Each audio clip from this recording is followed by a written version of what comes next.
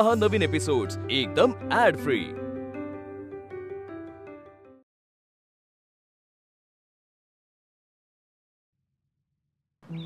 आता मला ना दादांचं तोंड देखील पाहायची इच्छा राहिली नाही।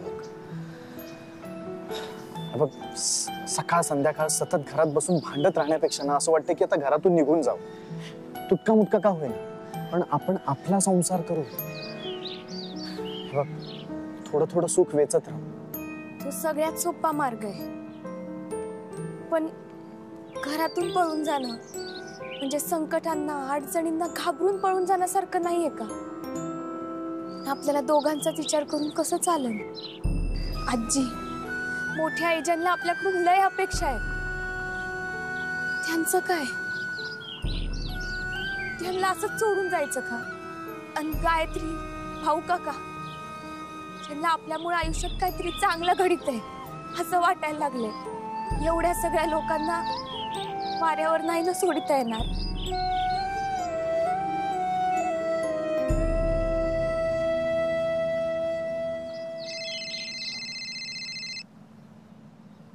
गायत्री, हा गायत्री बोल। दादा, कुठे आहात रे तुम्ही? आम्हाला तुमची खूप काळजी वाटत होती म्हणून फोन केला। मी थांब बाबांना देते। हा सारंग, अरे तू अजिबात काळजी करू नकोस, सगळं काही ठीक होईल ना। आणि अरे आम्हाला तुम्हा दोघांचाही खूप हे वाटतो, अभिमान वाटतो। तुम्ही लढा, आम्ही दोघे आहोत तुझ्या पाठीशी। नाही काका प्लीज, काका प्लीज, मी तुमच्या हात जोडतो। हा पण अजिबात आमच्या पाठीशी उभं नका राहू। का ज्यांनी ज्यांनी आम्हाला साथ दिली आहे ना, दादांनी त्यांना खूप त्रास दिलाय, जगणं मुश्किल केलं। आणि तुमच्यासोबत जर त्यांनी असं काही केलं ना, तर आम्ही दोघं स्वतःला कधीच माफ करू शकणार नाही। सारंग, अरे हो काका, ऐका ना, हे बघा, तुम्हाला होणारा त्रास मी नाही पाहू शकत। अहो त्यामुळे आमच्या पाठीशीच काय, घरात आमच्या समोर पण उभं नका राहू प्लीज। काका प्लीज माझा ऐका, मी हात जोडतोय।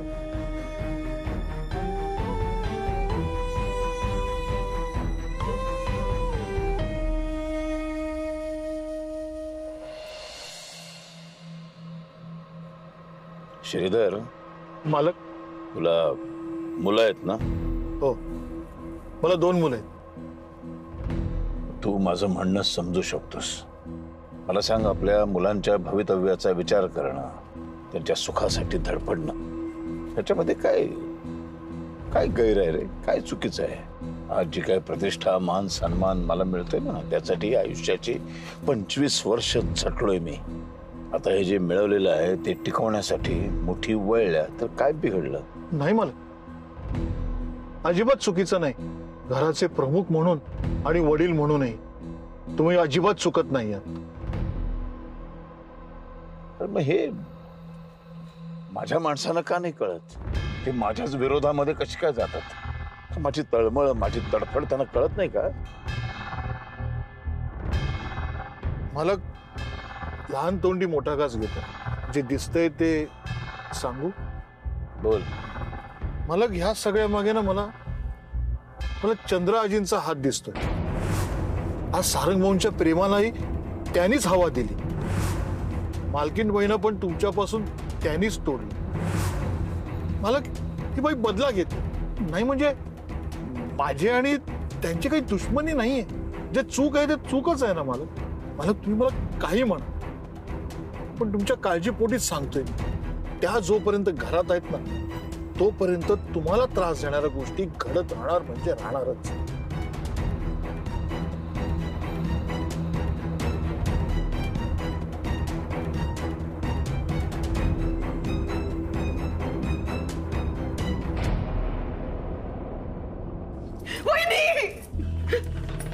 वहिनी, कशी आहेस ग तू?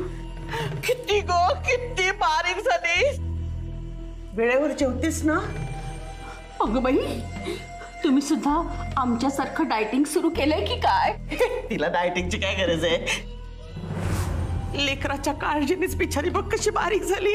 अरे अरे काय बडबड चालली तुमची? ना मी जेवण सोडलंय ना मी बारीक झाले. काय बोलायचं ते बोला आणि दोघी निघायत ना. ठीक आहे सांगते मी, पण कसं सांगू? मुक्ता आणि सारंगची परिस्थिती अगदी हलाखीला आलीये. म्हणजे दादानी त्यांच्या हातचं काम हिसकावून घेतलंच, पण त्यांना ज्यांनी काम दिलं ना त्यांना तर दादानी रस्त्यावरच आणलं. हे सांगायला आलात का तुम्ही दोघी इथे? छे वहिनी, तुला सावध करायला आलो. वहिनी, तुमची काळजी वाटते ना म्हणून आलो. काळजीने जीव पोखरलाय ग माझा वहिनी. काळजीने माझ्या काळजात खट्टा पडलाय. पण स्वतःची सुद्धा काळजी घ्या हो.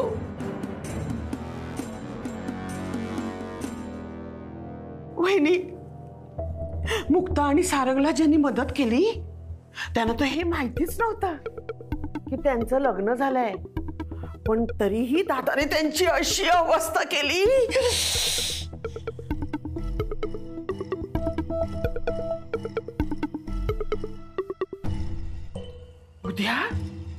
उद्या तू जर त्यांची मदत केलीस हे जर दादाला कळलं तर दादा तुझी काय अवस्था करेल?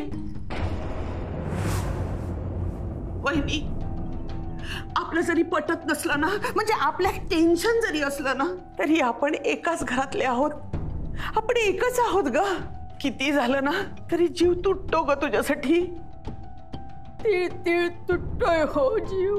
म्हणून मीच माधवीला म्हटलं चल आपण वहिनीला सावध करू. जे काय घडलंय ना ते तिच्या कानावर घालू.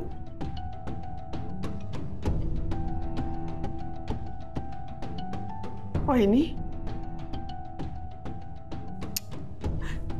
काळजी घे हा स्वतःची.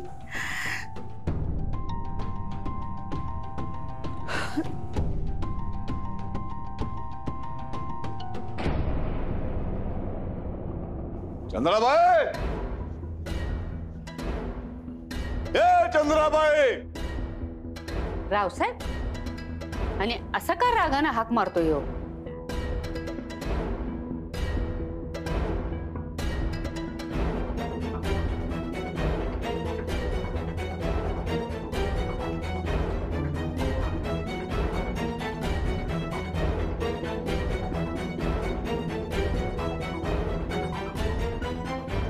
ए थेरडे,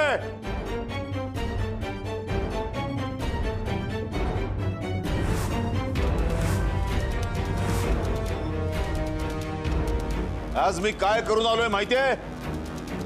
सारंग आणि मुक्ताला मदत करणाऱ्यांच्या आयुष्याचं वाटोळ करून आलोय.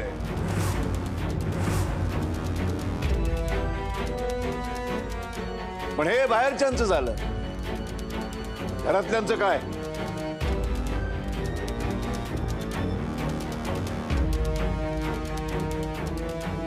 तू या सगळ्याला तू कारणीभूत आहेस. बाप आणि मुलाच्या नात्यामध्ये विष कालवलंस तू. आमच्यामध्ये दरी निर्माण केलीस तू. आज मला सारंग काय म्हणाला माहितीये? दादा, मला तुमचा तिरस्कार वाटतो.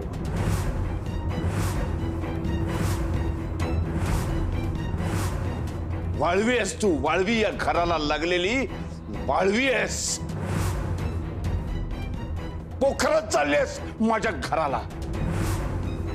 हे घर संपण्याच्या आधी या घराचा कुटुंब प्रमुख म्हणून मला आज एक निर्णय घ्यावा लागणार आहे.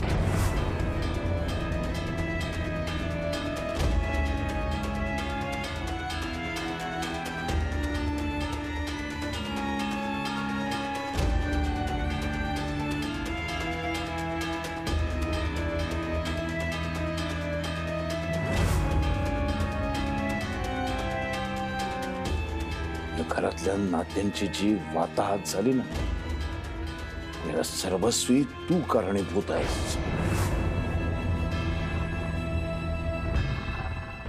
ही विषारी मूळ मी आज मुळापासून उपटून फेकून देणार आहे. आजपासून या घराचे दरवाजे तुझ्यासाठी कायमचे बंद.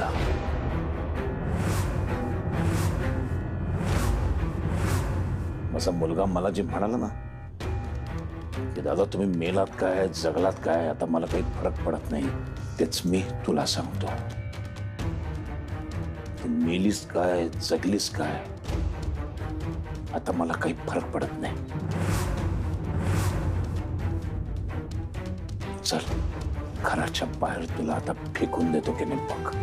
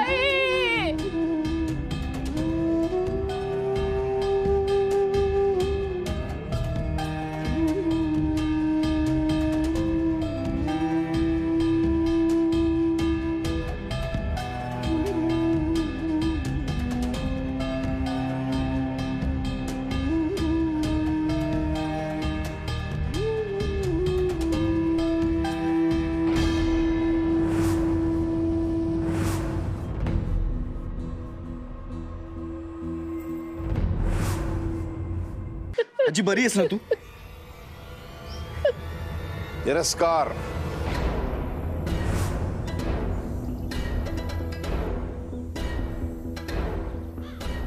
तुला जसा माझा तिरस्कार वाटतो ना तसा मला या थेरडीचा तिरस्कार वाटतो. तुझ्या माझ्यामध्ये दरी निर्माण केली हिनं, विष कालवलं हिनं, माझ्या विरोधात तुला बोलायची हिम्मत दिली हिनं. आज ह्या क्षणी या घरातून मी या थेरडीला कायमची बाहेर काढतोय. कायमची.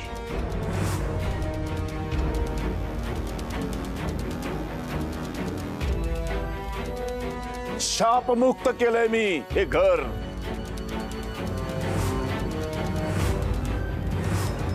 बस.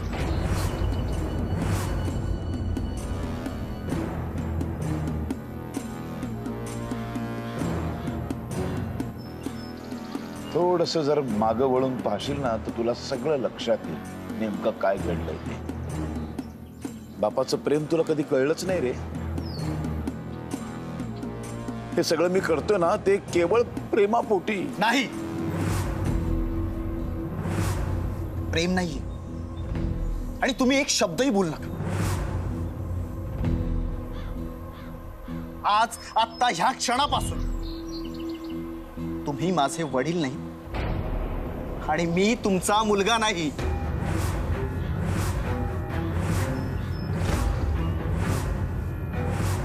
तुमचा माझा जो काही संबंध होता ना तो संपलाय.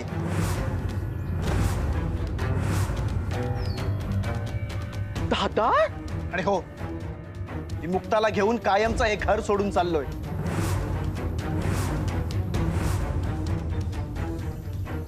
आणि आम्ही दोघच नाही तर आमच्या सोबत आजी आणि आई यांना सुद्धा मी घेऊन जातो.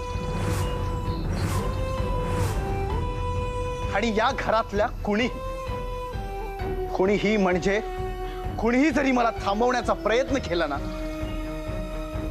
तरी मी हे विसरून जाईन की तुमचा आणि माझा काही संबंध होता.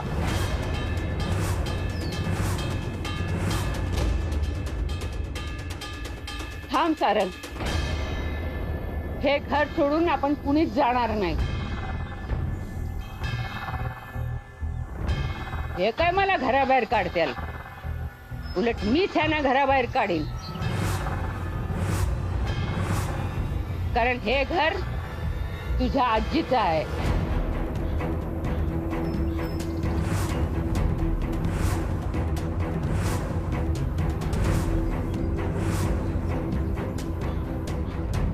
रावसाहेब, अहंकारापायी तू घरच्या खऱ्या मालकाला विसरलास.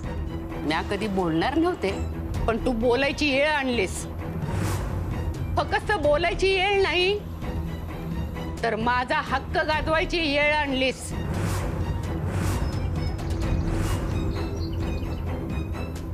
समद्यांनी कान उघडून ऐका. हे घर, हा वाडा, हे समद समद माझ्या नावावर आहे. ह्याच्या बापाला ठाव होतं, एक ना एक दिस सौतर म्हणून मला या घरातून लाथ मारून हाकलून देईल. म्हणून त्यानं ही हुशारी केली आणि हे घर माझ्या नावावर करून टाकलं.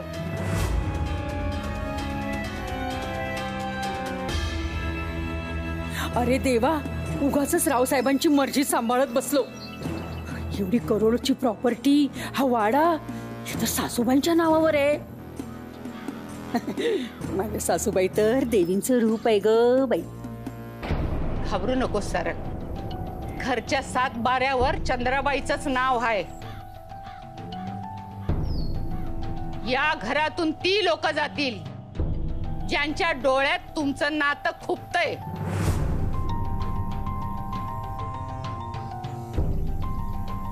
जसं हे घर माझं आहे, तसंच हे घर मुक्ताचं आणि सारंगचं बी आहे.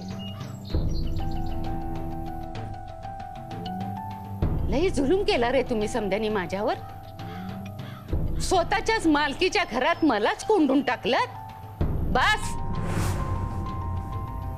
आता जर कुणी टिव टिव टिव टिव केली तर याद राखा. बस बस झाला तुझं. हे घर जरी तुझ्या नावावर असतं ना, तरी या घरावरती आजही माझे अधिकार चालतात. माझ्या मर्जीनं हे घर चालतंय.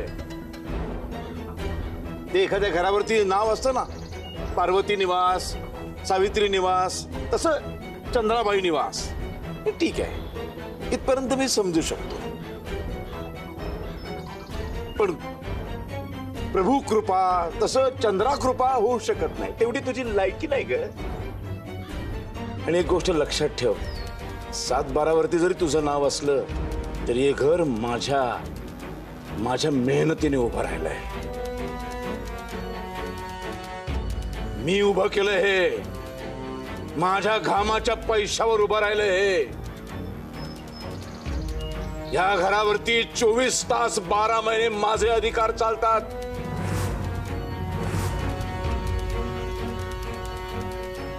या घराचे काही नियम आहेत, काही प्रथा आहेत. सगळ्यात महत्वाची प्रथा आहे, या घरातल्या स्त्रियांनी या घरातल्या पुरुषांच्या समोर तोंड वर करून मोठ्या आवाजामध्ये उलट बोलायचं नसतं.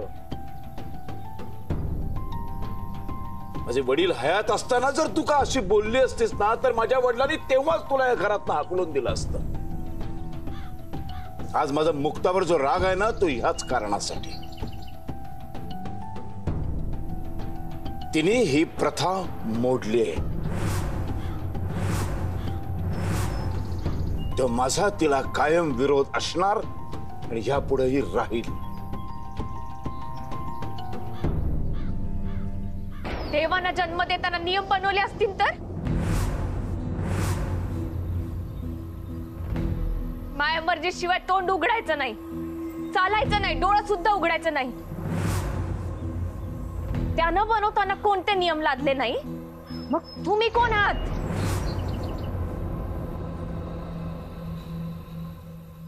अरे बघ सारंग, बघ जरा, डोळे उघडून बघ. हिचा माज, हिची मगरुरी. आपण कोणासमोर बोलतोय, कोणाशी बोलतोय, काही विचार नाही. माझ्या अंगावर चालून यायचं, माझ्याशी वाटेल तसं बोलायचं आणि तुझ्याशी मात्र गोडी गुलाबीने बोलायचं. तुला स्वतःच्या प्रेमाच्या जाळ्यामध्ये अडकवायचं. अरे ह्या म्हातारीने सुद्धा हेच केलं माझ्या वडिलांच्या बाबतीत. त्या बायका अशाच वागतात रे, अशाच वागतात. प्रेमाच्या जाळ्यामध्ये ओढून घेतात आणि मग हळूहळू घरदार, बँक खाती, शेतीवाडी सगळं स्वतःच्या नावावर करून घेतात. आणि आता ही म्हातारी बाहेर बोंबलत फिरते की मी हिच्यावर जुलूम करतो, हिला कोंडून ठेवतो. ही गोष्ट लक्षात ठेव म्हातारे, हे घर तुझ्या नावावर आहे म्हणजे मी तुझ्या समोर हात जोडीन, गुडघे टेकीन. अरे हॅड, जशी तुझी करणी तसंच तू भरशील ग, तसंच भरशील तू.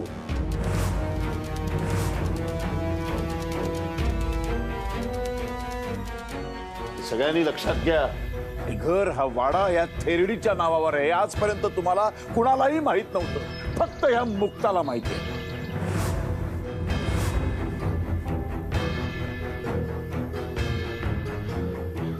नवरात्रीमध्ये संबळ वाजवण्याच्या निमित्तानं ही मुक्ता या घरामध्ये घुसली. म्हातारीशी गोड गोड बोलून तिने सगळं सत्य तिच्याकडनं उकलून घेतलं.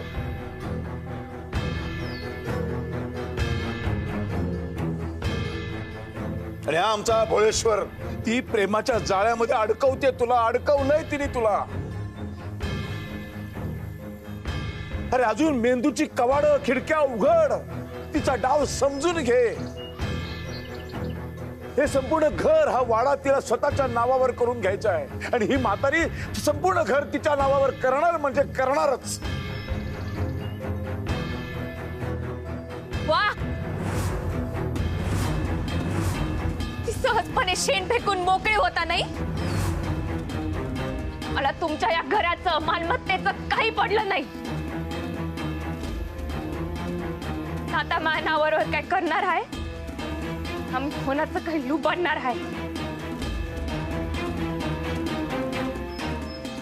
अहो, या घरात आल्यापासून जिने तुमच्या कमाईचं काही खाल्लं नाही, दुसऱ्यांचं घर तर काय लुबाडणार आहे? अहो जाऊ द्या, या करीन सहन. आजीला का वाईट साईड बोलत आहे? आयुष्यात सगळ्यात जास्त नवरा बायको एकमेकांना जपत असतात. भांडण झालं तरी एकमेकांशिवाय पान हलत नाही त्यांचं. आजीचं कुंकू पुसल्यापासून एकट्या झाल्या असतात त्या.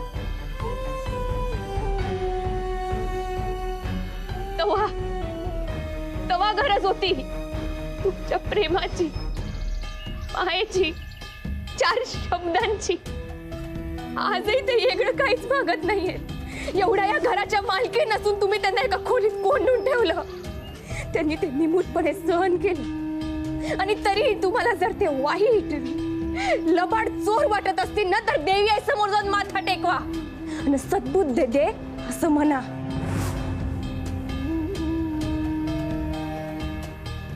प्रकाश पडला तर पडल.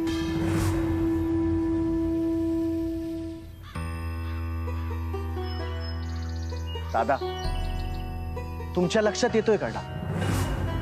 अहो, तुमच्या या चुकीच्या विचारांनीच तुमच्यावर डाव साधलाय आणि तुम्हाला मेंदूच्या खिडक्या पण उघडायची गरज नाही. फक्त मनाचा एक इवलासा कोपरा उघडा आणि बघा, तुम्हाला हे सगळं किती स्वच्छ दिसेल.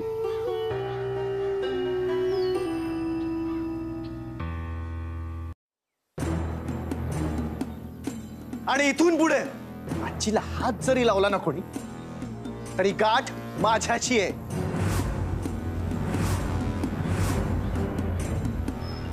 मग तो माझ्या रक्ताचा असो वा नात्याचा.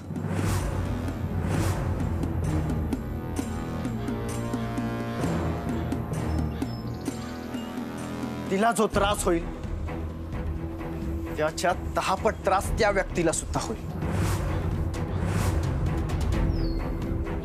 इथून पुढे जशास तसं उत्तर मिळेल. रावसाहेब नगरकर,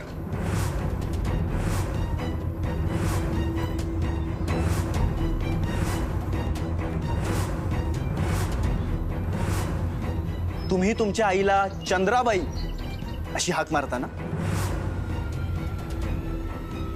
आजपासून मी पण तुम्हाला तुमच्याच नावानं हाक मारेन. रावसाहेब नगरकर.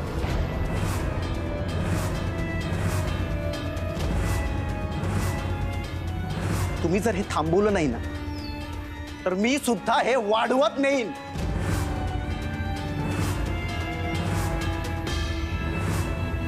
चला आजी, चल.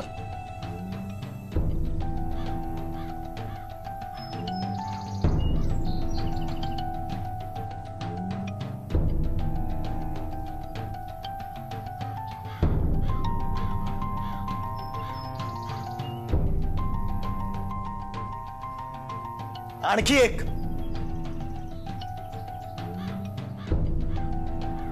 मी माझ्या वडिलांना वचन दिलं होतं की मी माझ्या बायकोपासून लांब राहीन. ते वचन पण मी आज मोडतोय. कारण माझ्यासाठी बापाचं नातच मेलंय.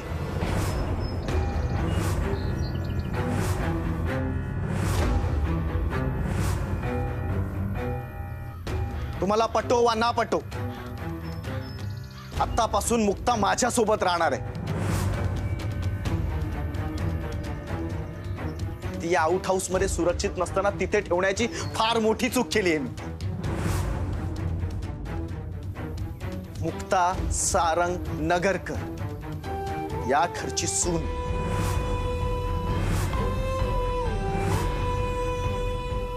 ज्या कोणाला हे मान्य नसेल ना त्यांनी शांत राहायचं. तिला उगाच त्रास देण्याचा प्रयत्न केला ना तर गाठ माझ्याशी आहे.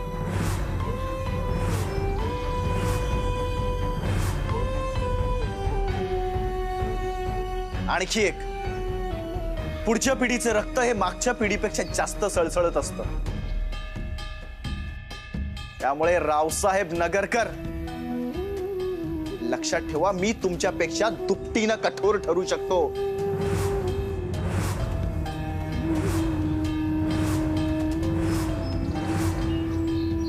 हो, काय बोलताय? कसं वागताय तुम्ही? तुम्ही जसे आहात तसेच राहा. मोठ्या मालकांसारखं बनणं लय सोपं आहे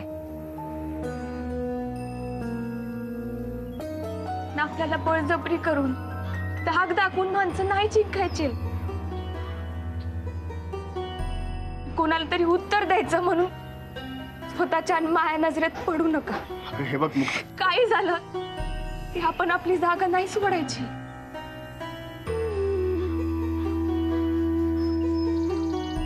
चांगला माणूस बनायला जेवढं येळ लागतो तेवढंच वाईट माणूस बनायला येळ लागत नाही.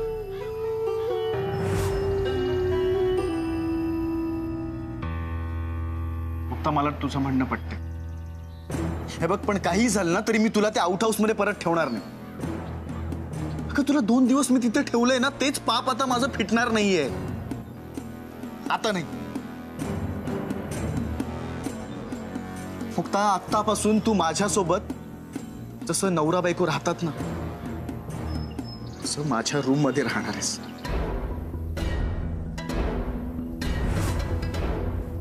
दादा,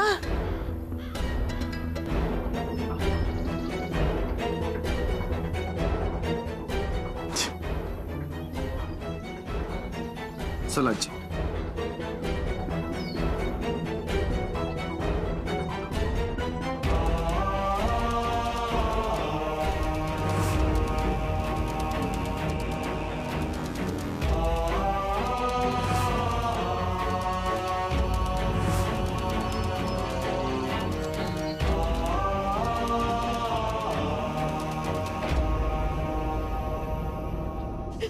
हळू हळू हळू हळू. सावकाश आजी.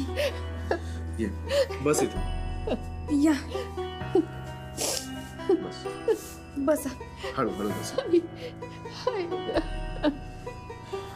आजी, तुम्ही अजिबात काळजी करू नका. आम्ही आहोत ना. कसलंच टेन्शन घेऊ नको. हा तू. नाही रे पोरण, तुम्ही ऐसा म्हणून मी आहे.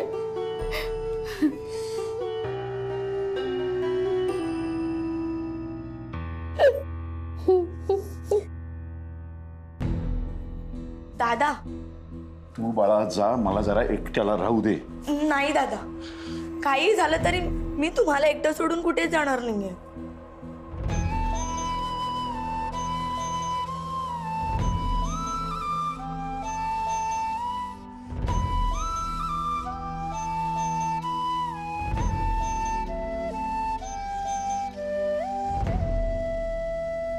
पप्प्या,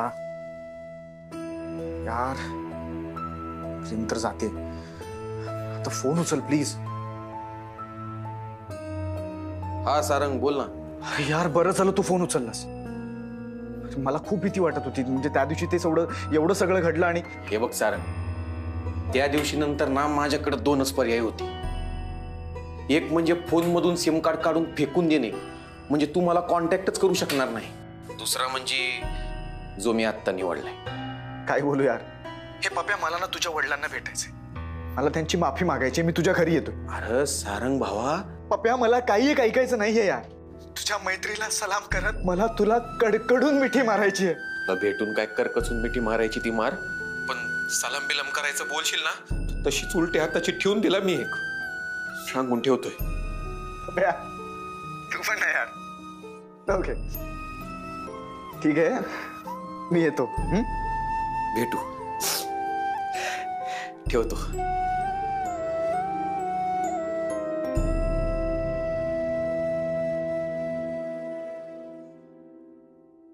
आजी, मी पप्याला भेटून येतो. सांभाळून जा. हो, काळजी घे. आराम कर.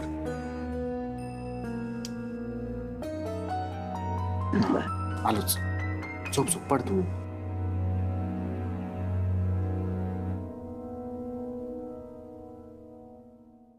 म्हातारी तर आपल्याला सावलीला सुद्धा उभं करणार नाही. आता आपण काय करायचं? काहीच नाही करायचं. अजूनही तसंच दादांच्या मागे उभं राहायचं. अरे हे म्हणजे उघड्याजवळ नागडं गेलं आणि रात्रभर थंडीनं कुडकुडून मेलं, अशी अवस्था होणार आहे रे तुझी. आई, ते रावसाहेब नगरकर आहेत. ते एवढं मोठं घर जिच्या नावावर आहे ना, तिला तिच्याच घरात 20 वर्षे कोंडून ठेवू शकतात. तर विचार कर ते काय काय करू शकतात. ते सहज सगळं स्वतःच्या नावावर करून घेतील आणि आजीला कानोकान खबर सुद्धा लागणार नाही.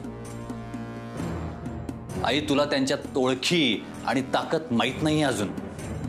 ते कोणालाही कसंही वाकवू शकतात, कसंही झुकवू शकतात. त्यामुळे दादांना सोडून आजीच्या पक्षात जायचा विचार करू नकोस, नाहीतर आपल्याच हातात कटोरा असेल.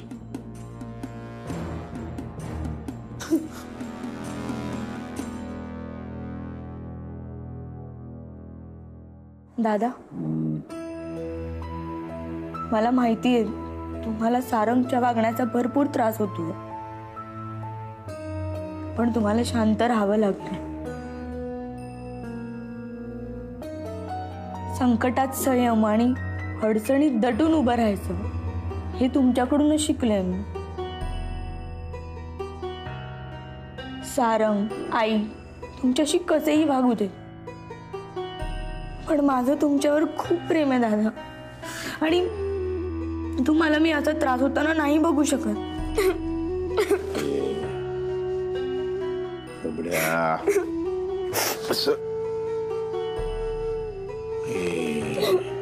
अजिबात रडायचं नाही.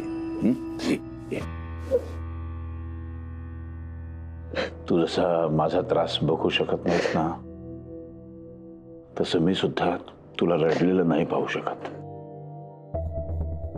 तुझ्या अश्रूच्या प्रत्येक थेंबाची किंमत तुला माहित नाहीये ग बाळा. ती किंमत वसूल करायची झाली ना या लोकांकडनं, तर 7 जन्म पुरणार नाहीत. त्यामुळे रडायचं नाही. बस डोळे पुस. आणि एक गोष्ट लक्षात ठेव, तुझा बाप खचून जाणाऱ्यांपैकी नाहीये. एकेकाला अशी अद्दल घडवते ना, कायम लक्षात राहील. अजिबात आता रडायचं नाही. व्हायला सारंग, तुझं बंड तर दिवसेंदिवस वाढतच चाललंय यार. म्हणजे तू जर स्वातंत्र्य आधी जन्माला आला असता तर 20-1 वर्ष आधीच ती गोरी माकड पळवून लावली असती. ओके, मी थँक्यू एकदम. यार मला कधीच वाटलं नव्हतं की आयुष्यात अशी वेळ येईल. म्हणजे प्रेमासारखी इतकी साधी सुंदर गोष्ट ती सहजपणे मिळायला पाहिजे की नाही. पण तिच्यासाठी पण एवढे हातपाय मारावे लागतील ना, असं कधीच वाटलं नव्हतं. सारंग यार, यावरून एक गोष्ट समजली बरं का. नाही म्हणजे प्रेमाची जिद्द जगाला बदलू शकत नसली ना, तरी स्वतःला मात्र बदलून टाकते एकदम. कसा झालास यार सारंग तू? ए पण पप्या, हा तुला पण आता बदलायला पाहिजे हा? म्हणजे तुझ्या पण आयुष्यात आता कोणीतरी यायला हरकत नाही. भेटल ना. आयुष्य लय पडलंय अजून. म्हणजे आर्याला नाही विसरला ना तू? अरे बाप, नाही बाबा. अरे तो चॅप्टर कधीच क्लोज करून टाकलं मी. ओके मी थँक्यू. पण सारंग यार, आर्या एवढी बेकार निघाला असं अजिबात वाटलं नव्हतं बर का. आर्या बाई, बरं झालं तुम्ही आयुष्यात आला नाही. अनबिलिव्हेबल आहे.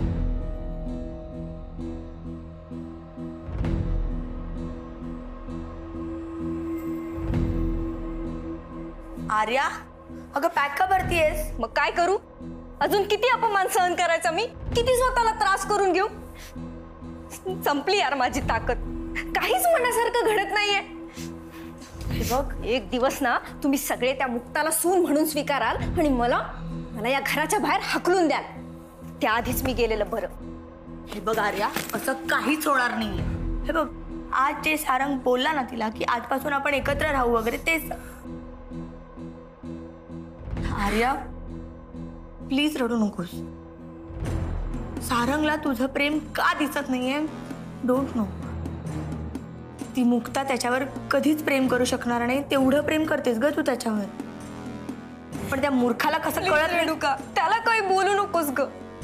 यात सारंगची काहीच चूक नाही. ही सगळी करणी ना त्या मुक्ताची आहे. माझा सारंग साधा असल्याचा फायदा उचललाय तिने. पण तो आता साधा नाही राहिला. त्याच्या मनात विष कालवून तिने त्याला विषारी करून टाकलंय. तू बघ ना, मी संबंध तोडून सुद्धा त्याला काहीच फरक पडलेला नाहीये. ती मुक्ता त्याला फरक पडू देत नाही. त्याच्या मनात स्वतःच्या घरच्यांविषयी ना विष कालवते ती. हे बघ, ते झालं ते झालं. तू प्लीज नेगेटिव्ह विचार नको करू. दादांवर विश्वास ठेव. आता जरी त्यांच्या मनासारखं घडत नसलं तरी परिस्थिती पलटून टाकण्याची ताकद आहे त्यांच्यात. त्यामुळे तो दिवस लवकरच येईल. Trust me. कारण तुझ्या आयुष्यात असेल.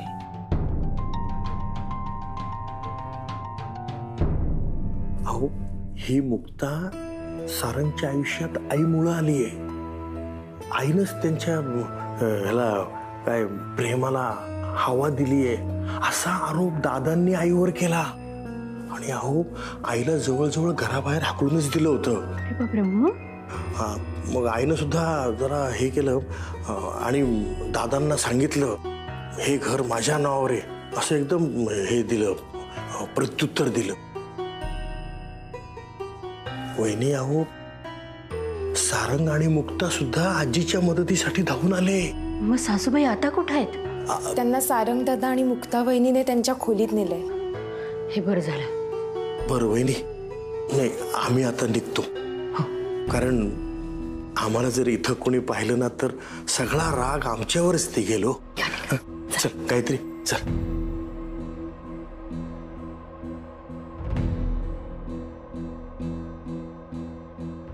म्हाताऱ्या माणसाशी कसं वागावं हे सुद्धा कळत नाही या माणसांना.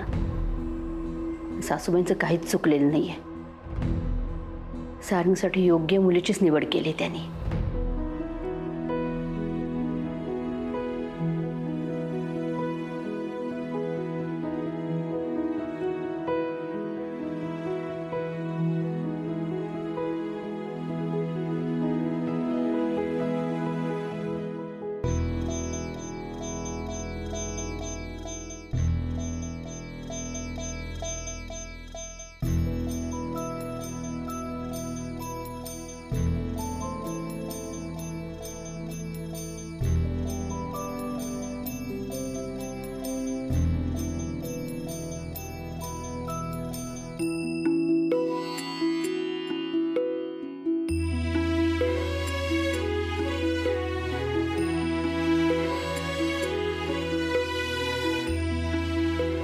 वाट का आलीस?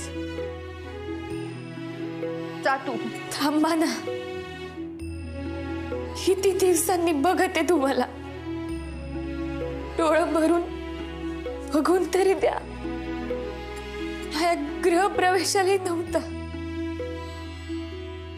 या घरात जेव्हा पहिल्यांदा जेवण बनवलं तेव्हा पण तुम्ही नव्हता.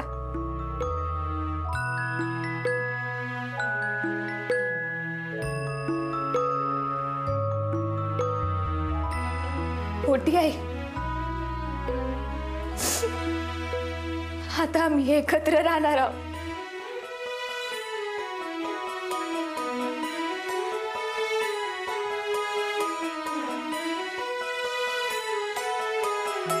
आयुष्याची नवीन सुरुवात करणार. आता तर तुमचा आशीर्वाद भेटायलाच पाहिजे.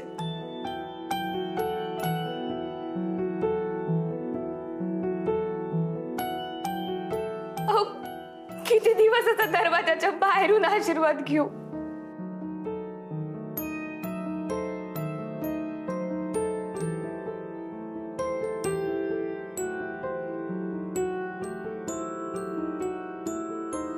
जा तू मुक्ता. तुमच्या तोंडून मावं नाव ऐकायला लय बरं वाटत. मोठ्या मालकांमुळं तुमच्या लेकीमुळं तुम्ही स्वतःला खोलीत कोंडून घेतलं. पण मला एक गोष्टीचं नवल वाटत आहे, दुसऱ्यांवर एवढं प्रेम करणारी, आपल्या माणसांच्या काळजीत दिवस रात्र झटणारी बाई स्वतः प्रेमाशिवाय कशी राहू शकते? तुम्ही जेवढा धीर धरलाय त्याचं कौतुक करावं तितकं कमी आहे. न बोलता लय काय शिकवता तुम्ही. मोठी आई, मी पण तुमच्यासारखा धीर धरणार आहे. तुमच्या प्रेमाचा आशीर्वाद मिळेपर्यंत तुमची ही लेक वाट पाहिन.